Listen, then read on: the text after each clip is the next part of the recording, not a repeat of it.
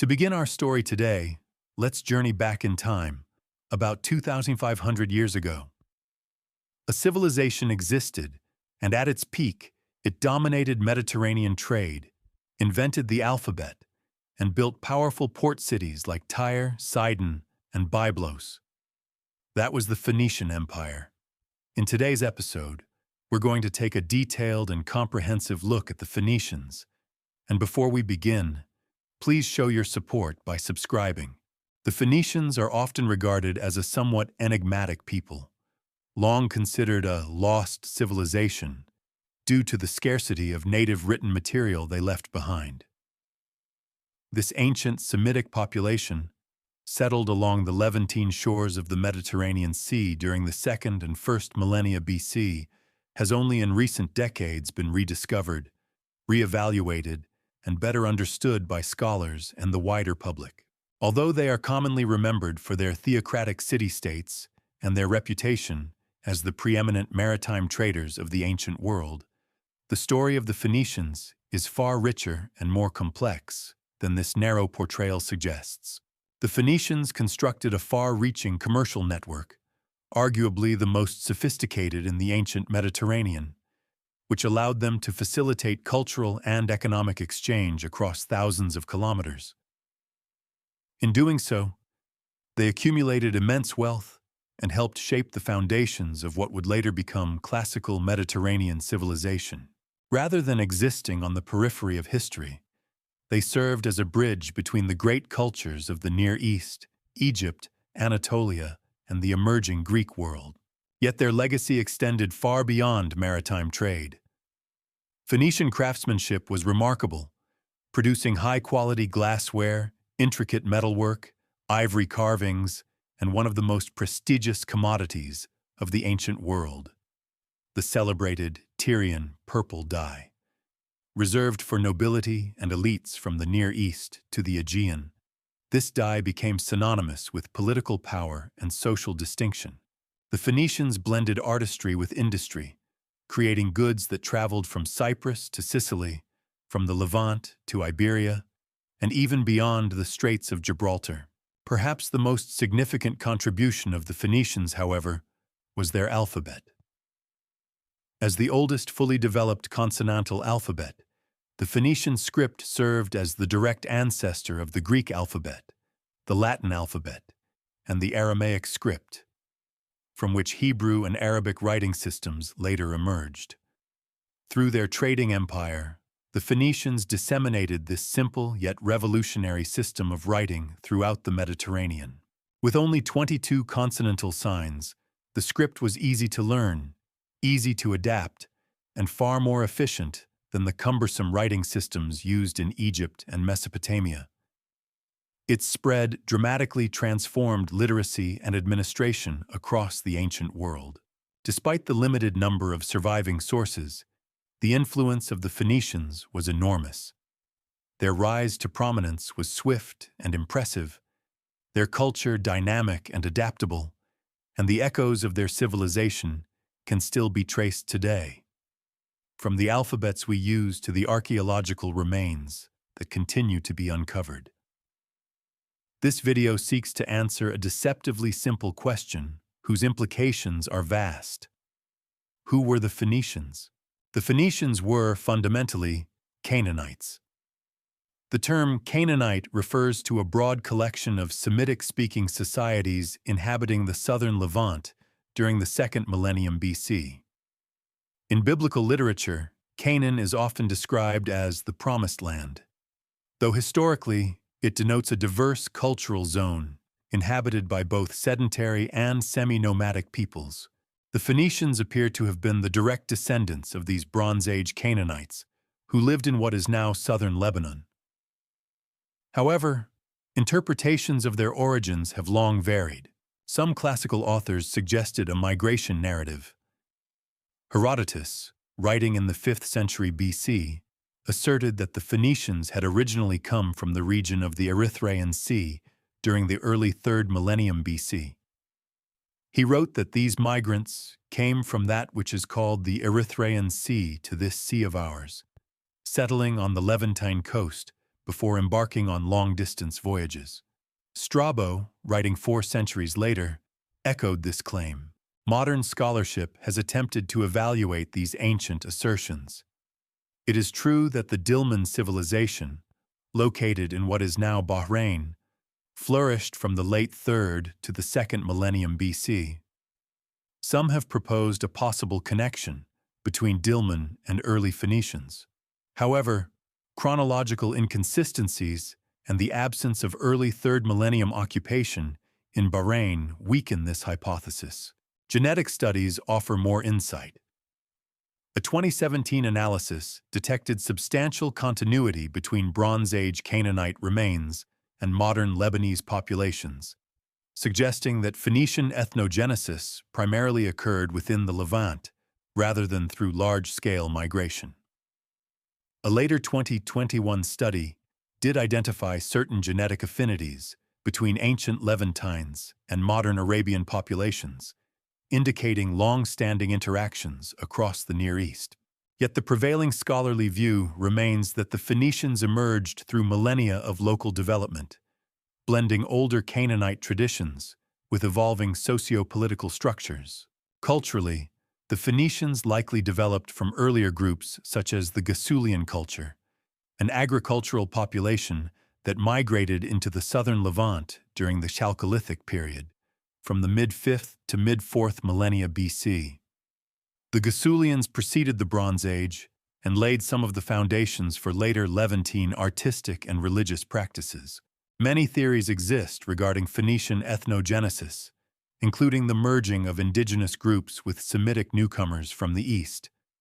But definitive conclusions are difficult to reach due to the fragmentary nature of archaeological evidence. The Phoenicians first enter the historical record clearly in the 15th century BC, during the reign of Thutmose III, the powerful Egyptian pharaoh who expanded the new kingdom deep into the Levant. Under his campaigns, the principal Phoenician cities, including Tyre, Sidon, Beirut, and Byblos, fell under Egyptian control. Egyptian hegemony over Phoenicia provided 2 critical advantages: access to extensive trade routes linking Egypt to Mesopotamia, and a reliable supply of timber, especially cedar and fir materials that Egypt lacked. Despite this dominance, the Egyptians ruled with a relatively light touch. The Phoenician cities retained substantial autonomy, managing their own commercial enterprises and political institutions. They competed vigorously with one another, particularly in maritime trade. The Amarna Letters, a collection of diplomatic cuneiform tablets exchanged between Egypt and its Levantine vassals, offer a glimpse into this dynamic. In one letter, Rib-Hadda, king of Byblos, complains to Pharaoh Akhenaten that 2 of his trading ships had been seized by the ruler of Beirut. Such rivalries underscore the competitive, entrepreneurial nature of Phoenician society. Nevertheless, Egyptian overlordship brought stability and prosperity. Demand for Phoenician cedar was constant, and the cities flourished as key nodes in a thriving international network. Tyre, Sidon, Byblos, Arwad, and lesser cities such as Balanieh and Sumur grew wealthy and influential. By around 1200 BC, the Phoenicians had developed advanced shipbuilding techniques, including the construction of large merchant vessels with robust mortise and tenon joints, a technological standard that endured until the later Roman era. Their use of brailed sails enabled superior maneuverability against the wind, granting them a decisive maritime advantage. This naval expertise would become the foundation for the Phoenicians' rise as the dominant mercantile power of the Mediterranean. Next, we'll see exactly how the Phoenicians did just that. Capitalizing on the power vacuum, building an unprecedented maritime trade network, and becoming the new rulers of the Mediterranean. The rise of the Phoenicians cannot be understood without examining the profound upheavals that reshaped the Near East at the end of the Late Bronze Age. Around 1200 to 1150 BC, much of the established political order in the eastern Mediterranean collapsed. Powerful states such as the Hittite Empire, The palace economies of Mycenaean Greece and numerous urban centers across Anatolia and the Levant disintegrated. Scholars continue to debate the precise causes of this collapse, but an array of factors, including drought, famine, pestilence, internal socio-economic stresses, and external pressures from migrating groups such as the Sea Peoples, are among the most frequently cited explanations.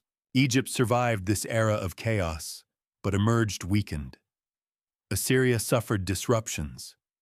Trade routes were destabilized, and many once prosperous cities were abandoned or destroyed.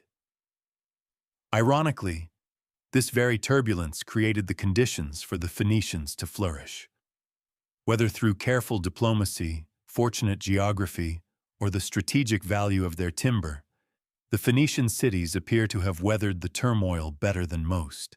Their urban centers remained relatively intact, their ships continued to sail, and their merchant networks, although disrupted, quickly adapted to the shifting political landscape.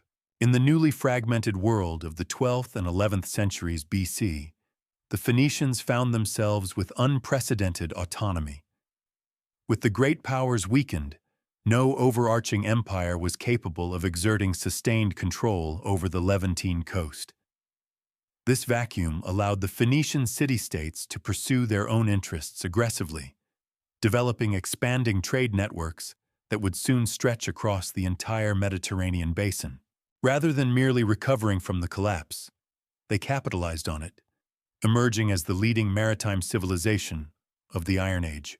Between 1200 and 800 BC, the cities of Byblos, Sidon, and Tyre rose to prominence, though their fortunes shifted over time. Byblos and Sidon were initially dominant, but Tyre eventually became the principal Phoenician power, particularly in the sphere of overseas expansion.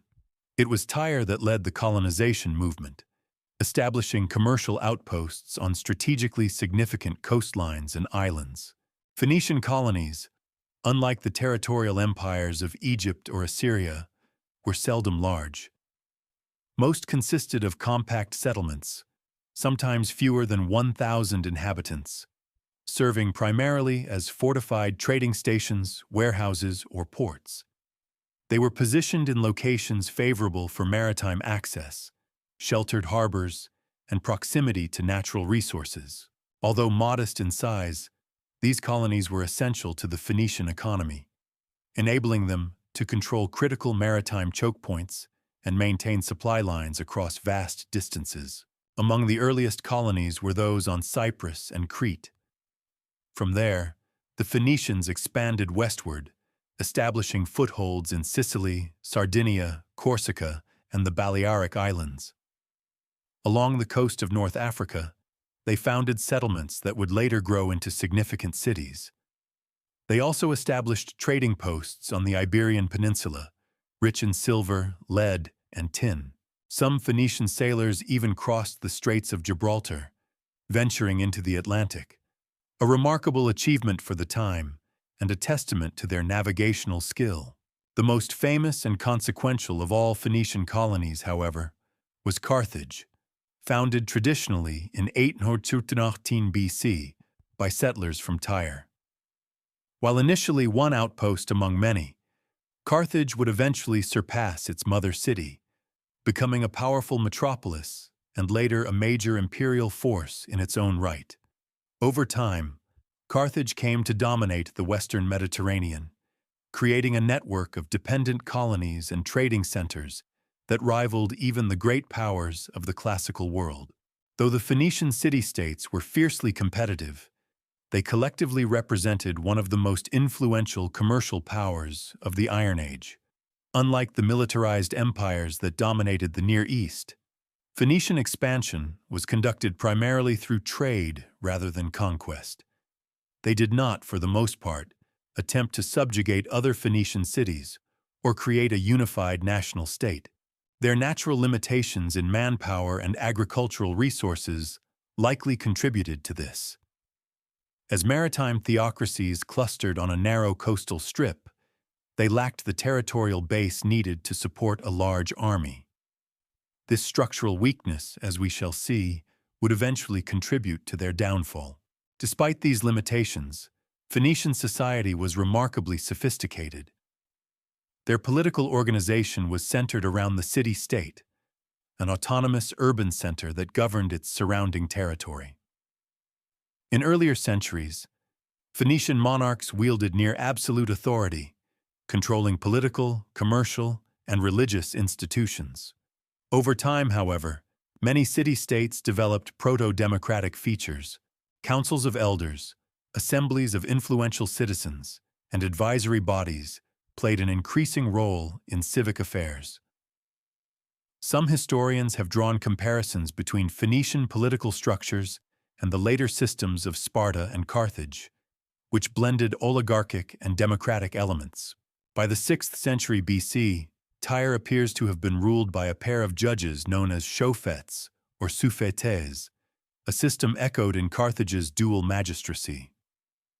When Alexander the Great reached Tyre in 333 BC, he was met not by a single monarch, but by a council representing the city's political leadership.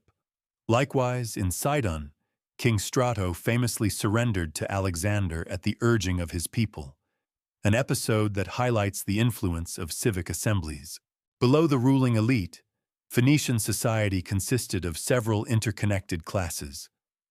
Merchant princes, wealthy trading families, held substantial power due to their control of maritime commerce and international networks. Skilled artisans, shipbuilders, and craftsmen formed another prominent layer, producing the high-quality goods that made Phoenician exports famous across the Mediterranean. Their expertise was so valued that Phoenician artisans were frequently employed by foreign kings. The biblical accounts describing the construction of King Solomon's temple mention Phoenician stonemasons, woodcutters, and metalworkers brought from Tyre to oversee the project. The priesthood was also deeply influential. Many Phoenician monarchs served simultaneously as high priests, further intertwining religious and political authority. Temples dominated the urban landscape of cities like Tyre and Byblos, serving not only as centers of worship, but also as economic institutions that controlled land, collected offerings, and participated in trade.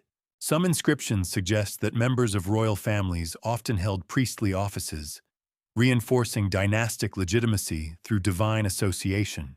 The scale and complexity of Phoenician commercial activity required a sophisticated legal and administrative system. Although few legal documents survive, references in Greek and Roman sources suggest the existence of maritime laws, commercial codes, and contractual regulations that facilitated long-distance trade.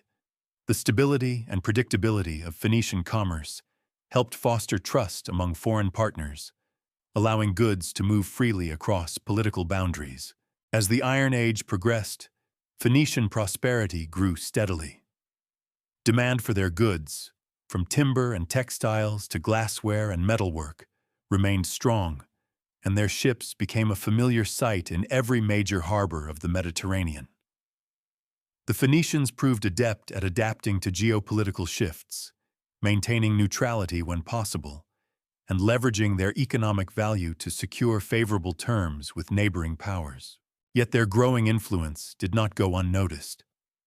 As new empires emerged in the Near East, the autonomy of the Phoenician cities would again come under threat. The Assyrians, Babylonians, and Persians, each in turn, would seek to dominate the Levantine coast, recognizing its economic and strategic importance. Next, we're going to talk about why the Phoenician civilization fell to the might of other empires, beginning with the Assyrian Empire. The era of Phoenician autonomy gradually diminished as the great empires of the Near East re-emerged during the first millennium BC.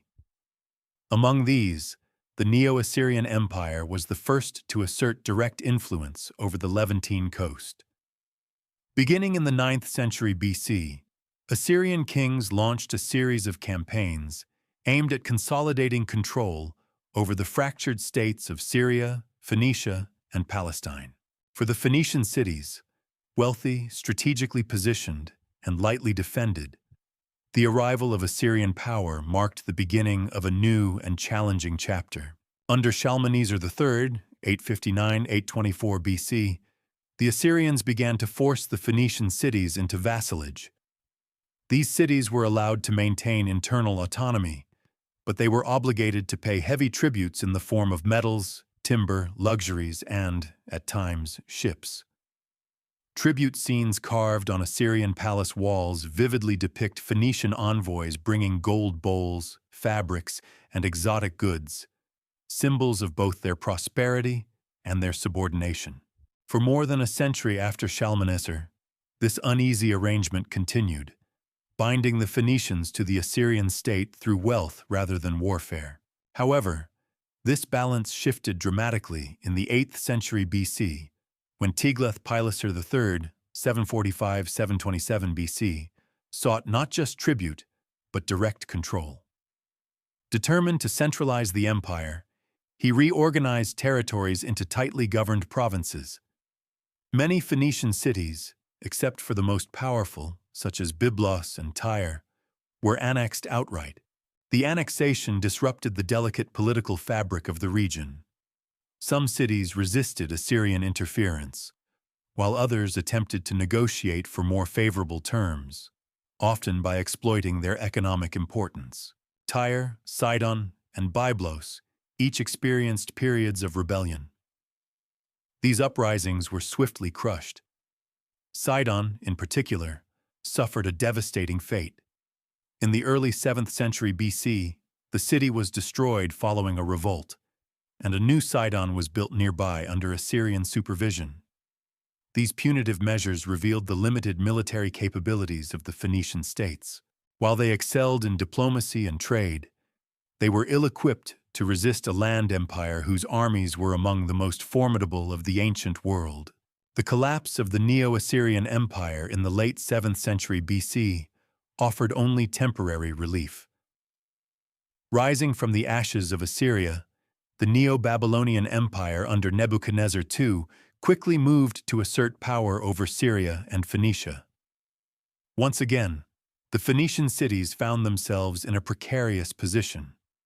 While some attempted to accommodate Babylonian rule, others, most notably Tyre, resisted. The result was one of the most prolonged sieges of the ancient world. A 13-year siege of Tyre, during which Nebuchadnezzar attempted to subdue the island fortress. Although the Babylonians eventually compelled Tyre to submit, the outcome was not a decisive military conquest. The city, protected by its offshore island location and powerful navy, managed to endure. Nevertheless, Tyre's autonomy and power were significantly curtailed, and Babylonian oversight tightened across Phoenicia. A major turning point arrived in 539 BC when Cyrus the Great, founder of the Achaemenid Persian Empire, conquered Babylon. Recognizing the strategic value of the Phoenician cities, especially their skilled sailors and shipbuilders, the Persians opted for a more pragmatic approach. The Phoenician states submitted willingly to Persian rule, and in return, the Persians granted them relatively favorable treatment.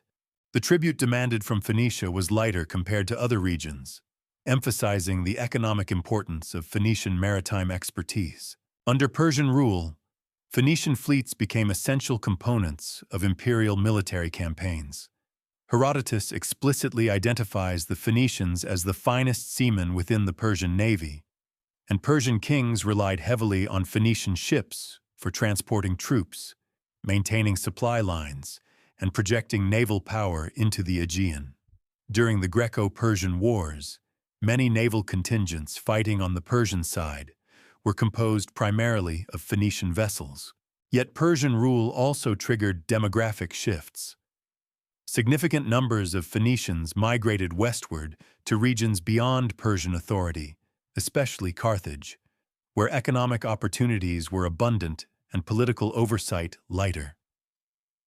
As Carthage expanded, it grew increasingly independent from its Phoenician mother cities, forging an identity that was both connected to and distinct from its Levantine origins. Phoenicia's next major encounter with a rising imperial force came in the 4th century BC with the arrival of Alexander the Great. Determined to dismantle the Persian Empire, Alexander marched swiftly through the Levant. By this time, Tyre was the most powerful Phoenician city in the region and a crucial naval base. Unlike other cities, which surrendered without resistance, Tyre refused to allow Alexander's forces to enter its island sanctuary. The result was the infamous Siege of Tyre in 332 BC, lasting 7 months. Alexander's engineers constructed a massive causeway, an artificial land bridge stretching from the mainland to the island, allowing his troops to bring siege engines directly to Tyre's walls. The causeway, still faintly visible today, stands as a testament to one of the most audacious engineering feats of antiquity. When the city finally fell, Alexander's forces inflicted brutal retribution. Thousands were killed, many more enslaved, and approximately 2,000 Tyrians were reportedly crucified. The survivors who escaped fled primarily to Carthage, further strengthening the Western Phoenician diaspora. Following the fall of Tyre, the remaining Phoenician cities offered no significant resistance. Under Alexander and later the Seleucid Empire, Phoenicia retained much of its trading activity, but never regained its former independence. Hellenistic influence permeated urban life. Art, architecture, and language blended Greek and Phoenician traditions, while the coastal cities continued to operate as important commercial hubs. The final blow to Phoenician political autonomy came with the expansion of the Roman Republic. In the 1st century BC, Roman general Pompey annexed much of the region, integrating the former Phoenician city-states into the Roman province of Syria. Although cities like Tyre and Sidon later enjoyed limited municipal privileges under Roman rule, they no longer functioned as independent states. Meanwhile, the most powerful Phoenician legacy, Carthage, faced its own fate at Roman hands. After decades of conflict in the Punic Wars, Carthage was utterly destroyed in 146 BC, extinguishing the most formidable western branch of Phoenician civilization. The city was later rebuilt under Roman authority, but its Punic identity gradually diminished. And yet, even as their political power faded, the cultural, linguistic, and commercial legacies of the Phoenicians persisted. Their maritime traditions influenced later seafaring peoples. Their religious practices survived in transformed forms across the Mediterranean, and their alphabet, perhaps their most transformative gift, continued to spread, evolve, and shape the modern world. The history of the Phoenicians is therefore a story of resilience and reinvention. A people who navigated the shifting tides of empire, leveraged trade into power, and carved a space for themselves not through conquest, but through skill, innovation, and connection. Next, let's dive into how the Phoenicians built a sophisticated trade civilization. Renowned for its glassmaking, purple dye, network of emporia, polytheistic religion, and, most notably, its alphabet, which would go on to shape the writing systems of the world.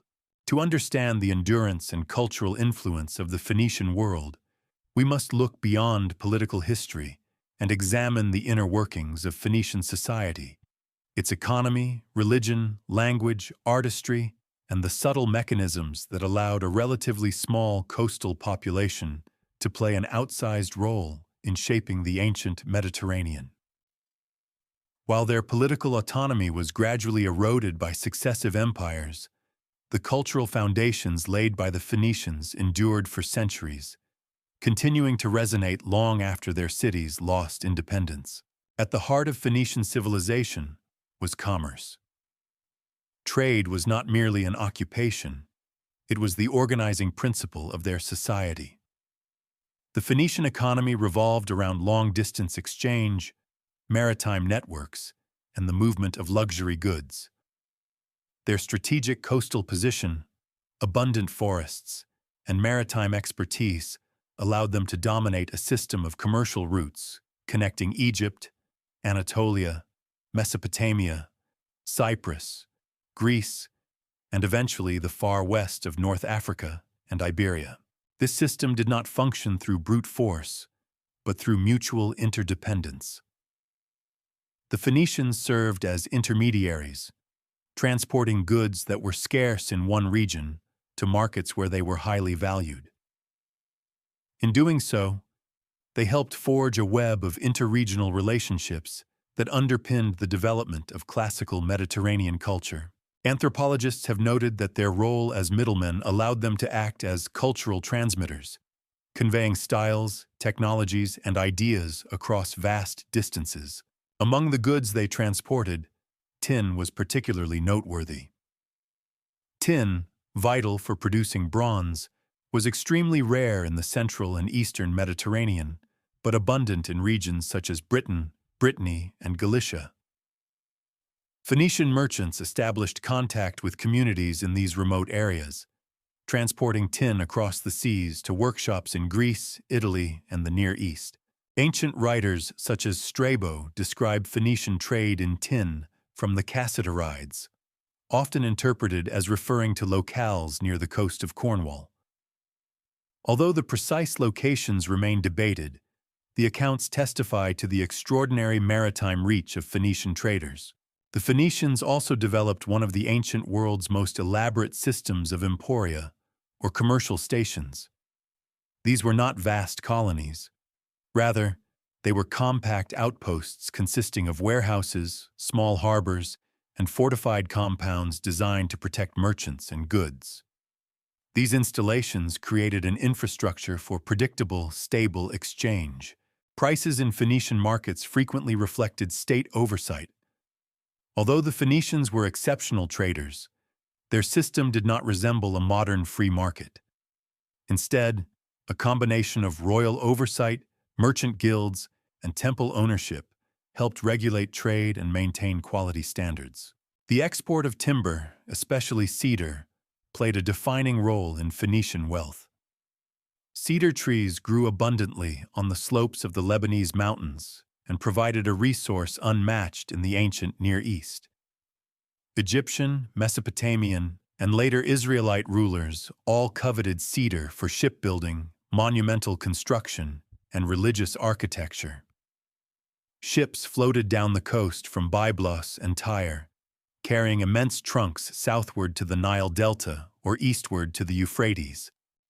The biblical narrative of King Hiram of Tyre furnishing cedar to King Solomon is only one reflection of a long-standing Near Eastern tradition of Phoenician timber exports.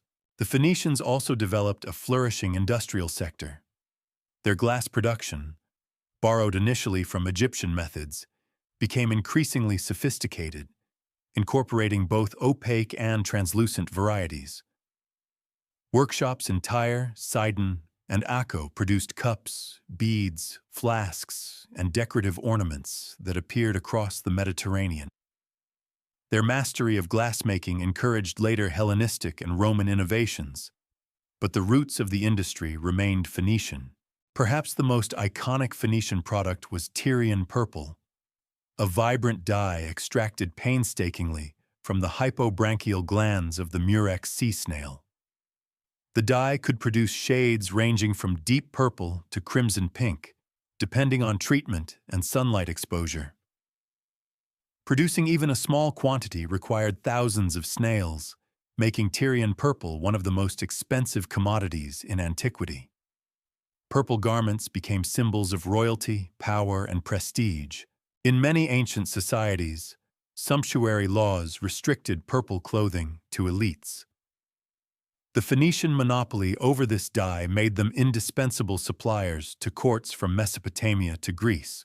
Yet trade and craftsmanship were only parts of their civilizational fabric. The Phoenician alphabet stands as one of the most transformative innovations of the ancient world. Their script, composed of 22 consonantal signs written from right to left, evolved from earlier Proto-Canaanite and Proto-Sinaitic traditions. Its genius lay in its simplicity, a small set of phonetic symbols that could be learned quickly and adapted to multiple languages.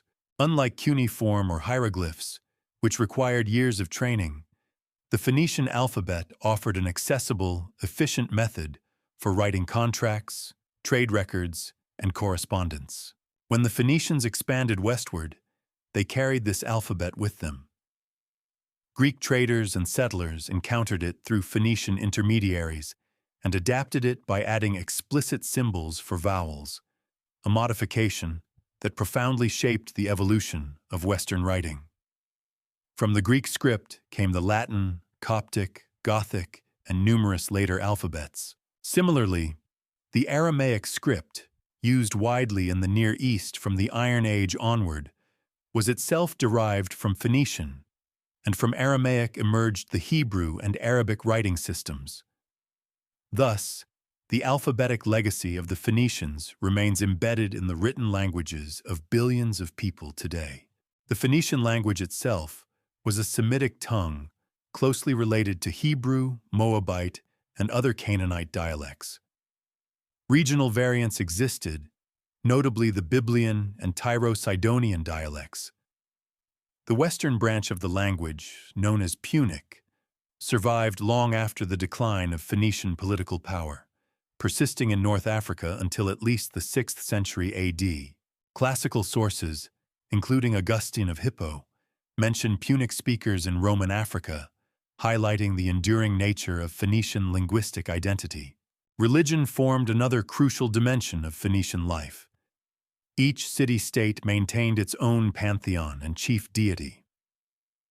At Tyre, Melkart, god of monarchy, the sea, and colonization, presided as the protector of the city. His cult was carried to Carthage and other colonies, helping unify the Western Phoenician diaspora. At Byblos, the chief goddess was Baalat Gebel, associated with the earth, fertility, and civic identity. Sidon revered Baal and Astarte, though Astarte appears in inscriptions with greater prominence, often linked to fertility, sexuality, and war. Phoenician worship practices were diverse and dynamic. Temples were not merely religious sites, but also economic centers, often owning land, storing goods, and participating in trade. Ritual offerings typically included animals, wine, incense, oil, and elaborate votive objects. The question of human sacrifice, particularly in Carthage, remains one of the most controversial topics in Phoenician studies. Classical authors accused the Carthaginians of sacrificing infants, but archaeological evidence from Tophet sites has produced varied interpretations.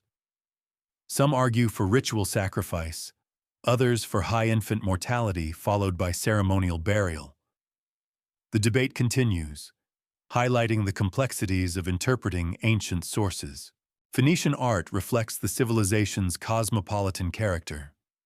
Their decorative styles incorporated Egyptian, Syrian, Cypriot, and Assyrian influences, resulting in a hybrid artistic tradition visible in ivory carvings, bronze figurines, metal bowls, and funerary monuments.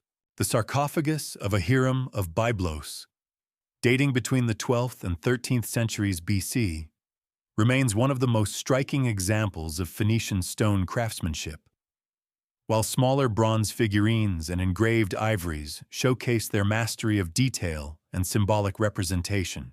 Despite the pressures of empire, the Phoenicians maintained a vibrant cultural identity. Under Assyrian, Babylonian, Persian, and later Hellenistic rule, their art forms, religious rituals, and linguistic traditions continued to evolve rather than disappear.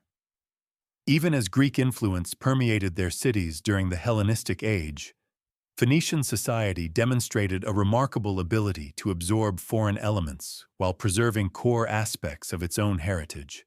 Next, let's talk about the rise of Carthage as the most powerful Phoenician center in the West, its expansion into a great maritime and commercial empire, and its eventual total destruction in the Punic Wars with Rome. As the political independence of the Phoenician heartland waned under the control of Assyria, Babylon, Persia, and eventually the Hellenistic monarchies, one branch of Phoenician civilization continued to rise with extraordinary vigor. The Western Phoenicians, known to history primarily through Carthage.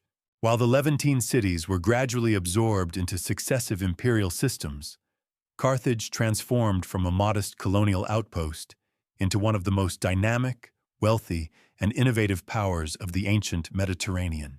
Tradition holds that Carthage was founded in 8419 BC by settlers from Tyre, led by the legendary Queen Dido, or Elissa. Although the founding legend is wrapped in mythology, archaeological evidence confirms that a Phoenician settlement did indeed emerge in this period, quickly prospering due to its ideal location on the North African coast. Situated on a peninsula with natural harbors, fertile hinterlands, and easy access to trade routes stretching westward toward Iberia and eastward toward Sicily, Carthage possessed the perfect conditions for maritime growth. Unlike the compact emporia scattered across the Mediterranean, Carthage expanded rapidly, developing into an enormous metropolis whose population may have reached several 100,000 at its height. From its early days, Carthage maintained cultural, religious, and commercial ties with Tyre and the broader Phoenician world. Temples were dedicated to Melkart, Tanit, and Baal-Hamon, the latter two becoming especially important in the Western Phoenician pantheon.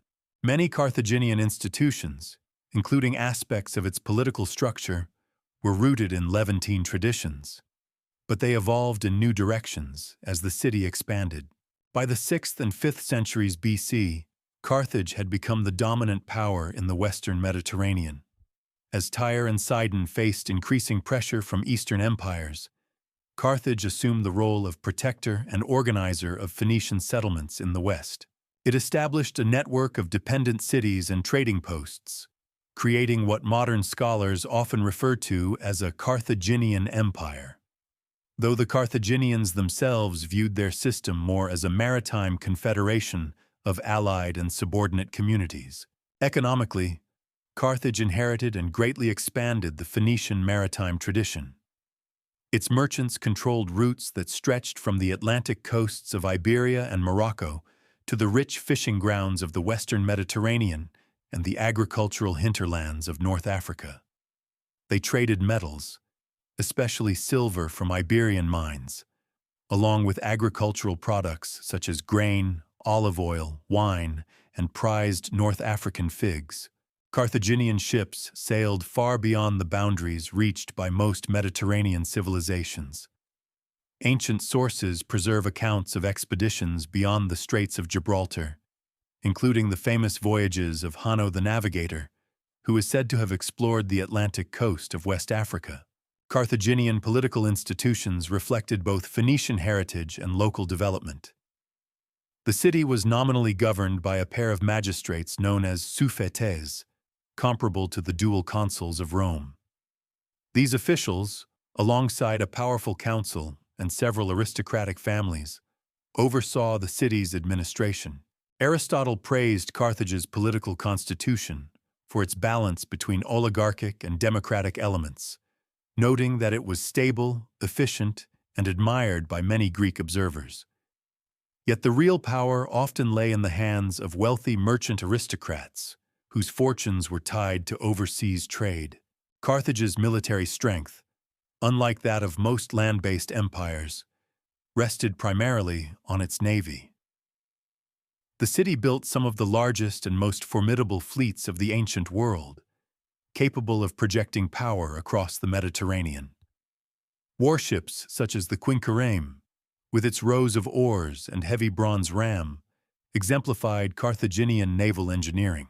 These ships required immense resources to construct and maintain, and Carthage's maritime infrastructure, shipyards, harbors, naval bases, became the envy of rival states. When land warfare was necessary, Carthage often relied on mercenaries drawn from across the Mediterranean. Iberians, Gauls, Numidians, Libyans, Sardinians, and even Greek hoplites. This reliance on foreign soldiers was both a strength and a weakness. It allowed Carthage to project military power without exhausting its own population, but it also created vulnerabilities during prolonged conflicts, as loyalty could prove uncertain. Carthage's growing power brought it into conflict with the expanding Greek colonies of Sicily, especially Syracuse. A series of wars, spanning centuries, pitted Carthaginian and Greek forces against each other in a struggle for dominance over the central Mediterranean. Although control of Sicily shifted repeatedly, the island remained a boundary between the spheres of Greek and Phoenician influence.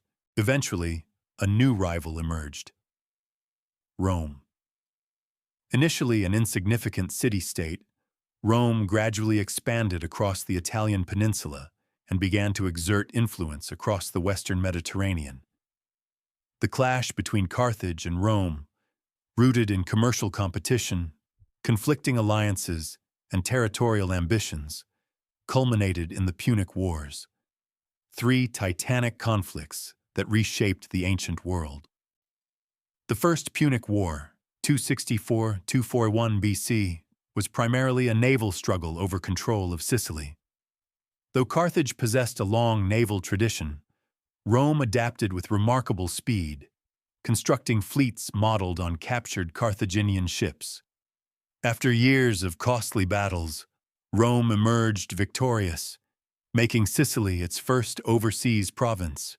The Second Punic War, 218–201 BC, remains one of the most famous conflicts in antiquity, largely due to the extraordinary feats of the Carthaginian general Hannibal Barca. Hannibal's daring crossing of the Alps, his stunning victories at Trebia, Lake Trasimene, and Cannae, and his near destruction of Rome's armies became legendary. Yet even Hannibal's brilliance could not overcome the logistical and political constraints facing Carthage.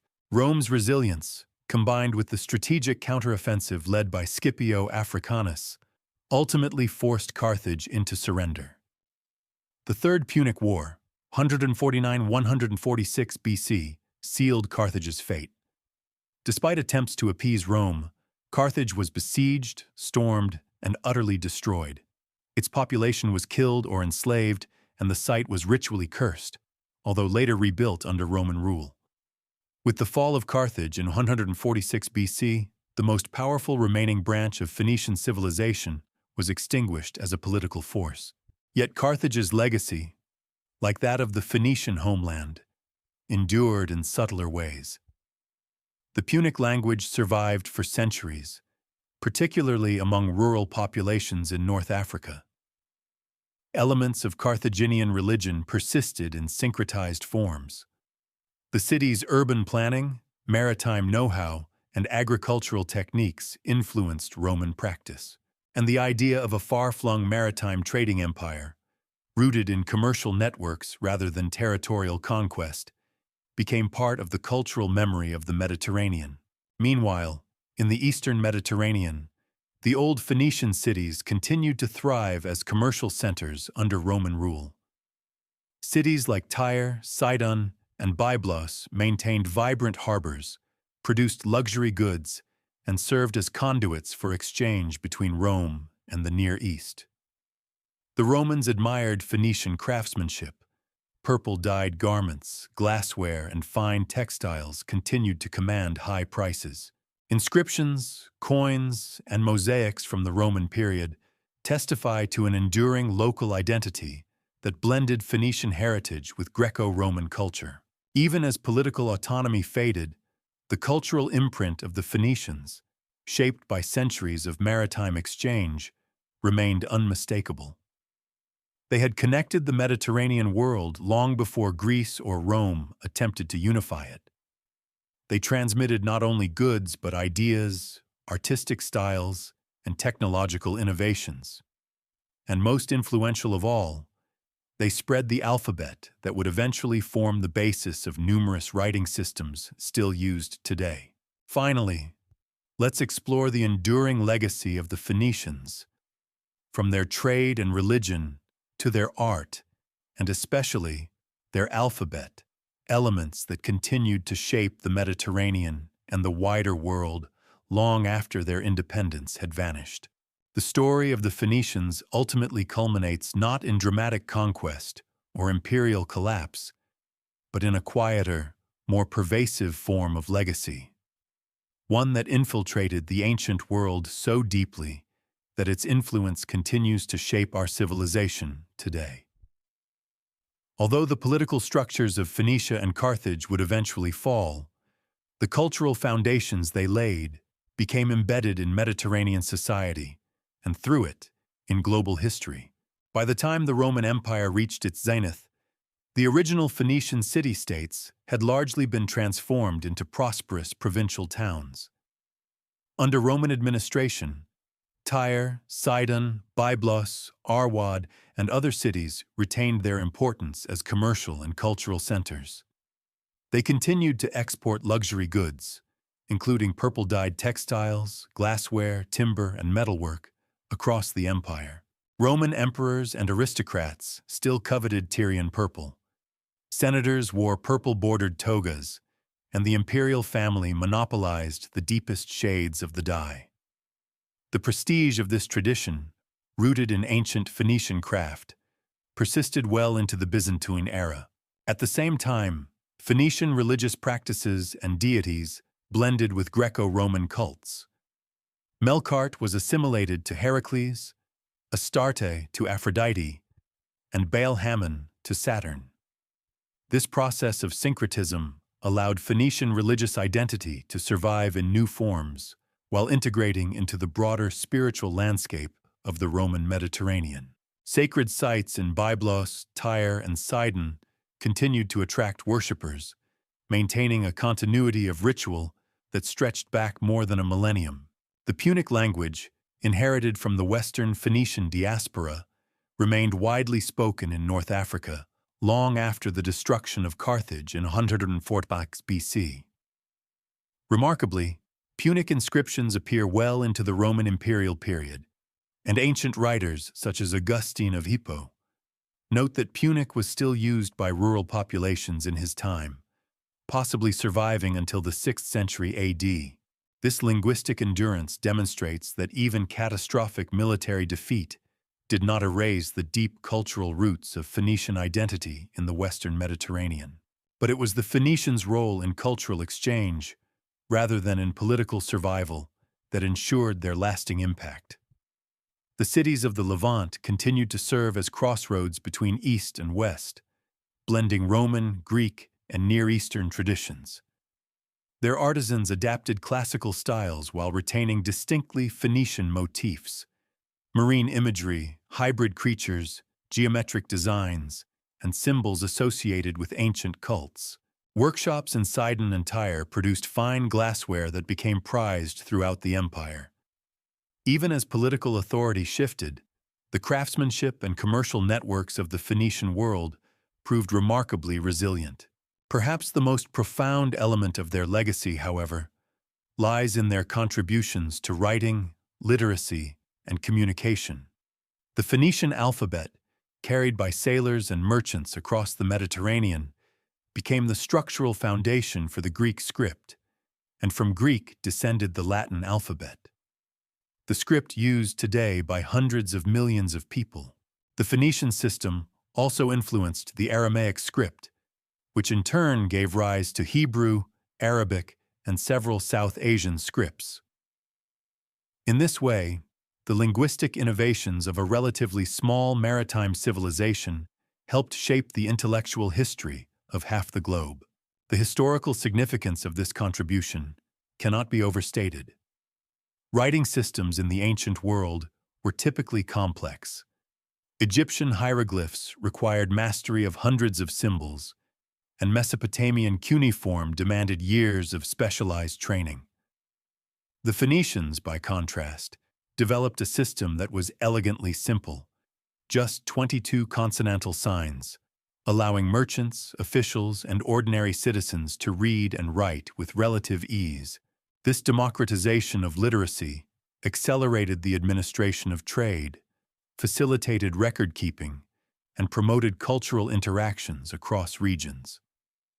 Through the spread of their alphabet, the Phoenicians helped lay the groundwork for the expansive written traditions of the classical world.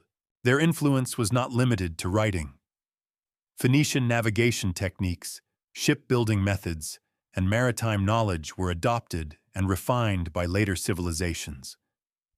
Greek and Roman shipwrights built upon the robust mortise and tenon joints, hull designs, and sail rigging developed by Phoenician craftsmen. The Carthaginian quincunxireme, descended from earlier Phoenician prototypes, became the premier warship of the classical Mediterranean. In many respects, the seafaring empires of the Hellenistic and Roman worlds were indebted to the innovations pioneered by Phoenician shipbuilders. The Phoenicians were also instrumental in the evolution of Mediterranean religion, transmitting myths, cult practices, and iconography across regions. Elements of their religious symbolism, such as the crescent and disc motif, the sacred tree and winged protective deities, appear in Greek, Roman, and later Middle Eastern art. Even the story of the Greek hero Heracles bears striking parallels to the Phoenician god Melkart, suggesting deep layers of cultural borrowing and adaptation. As centuries passed, the distinct political identity of the Phoenicians gradually faded. Under the Byzantine Empire, Christianity spread across the Levant, transforming religious and cultural life. Many Phoenician cities became important Christian centers, producing bishops, theologians, and monastic traditions that would influence the early medieval world. The old Canaanite gods, once worshipped in towering temples, receded into the realm of memory and myth. Yet even in this transformation, Phoenician influence lingered. Churches in Lebanon and coastal Syria often stood atop earlier Phoenician sanctuaries, preserving ancient sacred landscapes beneath new religious forms. In considering the full sweep of Phoenician history, a striking paradox emerges. The Phoenicians left behind few monumental inscriptions, limited historical records, and no surviving literature of their own. For much of history, their story was reconstructed by outsiders, Egyptians, Greeks, Romans, and later historians. And yet, despite this scarcity of native sources, their impact on world history is unmistakable. Through their innovations in writing, their mastery of maritime trade, and their ability to connect societies across vast distances, the Phoenicians helped build the structural foundations of the ancient Mediterranean economy and cultural sphere. Their civilization serves as a reminder that power need not always manifest through armies or empires. Influence can also be exercised through connectivity, exchange, and creativity. The Phoenicians excelled in all three. They transformed the Mediterranean into a networked world, long before globalization was conceived. They carried the goods, stories, technologies, and alphabets that would bind diverse cultures into a shared civilizational orbit.